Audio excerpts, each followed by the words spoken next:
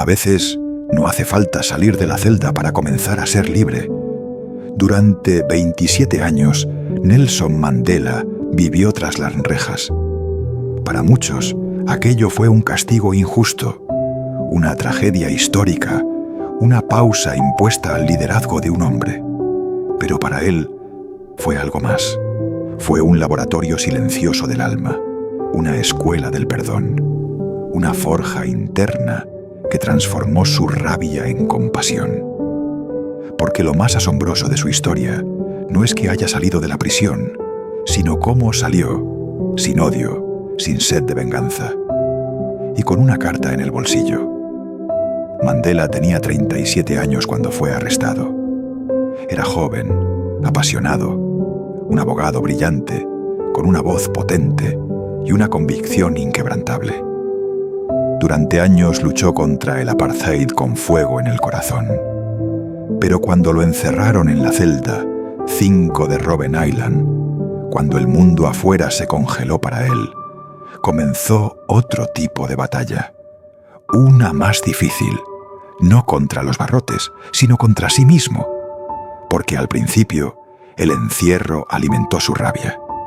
Las cadenas, el trabajo forzado, los insultos racistas, los castigos físicos. ¿Cómo no odiar? ¿Cómo no endurecerse? Quiero que sepas que aunque me han quitado la libertad, no permitiré que me quiten el alma, escribió una vez.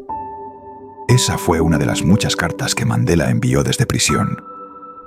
Pero hubo una en particular, que marcó un antes y un después.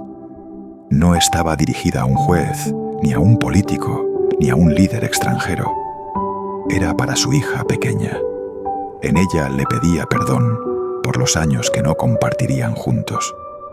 Pero también le explicaba que el odio era una cárcel más grande que cualquier celda de Robben Island. Le dijo que si algún día ella también enfrentaba injusticias, debía recordar que la libertad más valiosa era la del pensamiento, la de no dejar que el odio le ganara el corazón.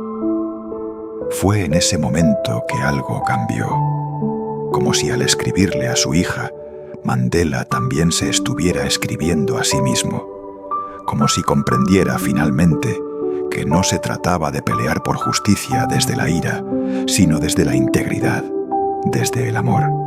Y así comenzó su transformación silenciosa. Mientras muchos esperaban que saliera con los puños alzados, él cultivaba dentro de sí algo más poderoso: la templanza, la paciencia, el arte de escuchar a sus enemigos sin desear su destrucción. ¿Podía un hombre traicionado, encerrado, humillado, aprender a perdonar antes de recibir perdón? Mandela demostró que sí. Él no salió de prisión convertido en santo. Salió convertido en puente. Como él mismo dijo: cuando salí por la puerta hacia la libertad, supe que si no dejaba atrás mi amargura y odio, todavía estaría en prisión. Y es ahí donde comienza la verdadera historia. El líder que emergió después de esos 27 años no era el mismo que había entrado. Su fuerza no estaba en sus palabras poderosas, ni en su historia política. Estaba en su ejemplo. Nelson Mandela no cambió Sudáfrica con discursos, sino con su capacidad de mirar al rostro de sus opresores, y no desear su caída, sino su transformación. ¿Y tú? ¿Qué cadenas llevas dentro que ya podrían haberse roto si dejaras de alimentarlas?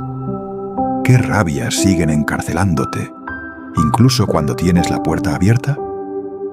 Quizás la libertad no empieza cuando sales de la cárcel, sino cuando eliges no convertirte en el carcelero de tu propio corazón. Hoy te invito a pensar: ¿qué carta escribirías tú si supieras que tu legado dependerá no de lo que logres, sino de cómo elijas responder a tus días más oscuros? Si esta historia tocó algo en ti, si algo en ti despertó una chispa de libertad, suscríbete. Déjame en los comentarios qué significa para ti ser libre realmente. Y recuerda, como decía Madiba, No hay camino fácil hacia la libertad, pero cada paso con compasión nos acerca a ella.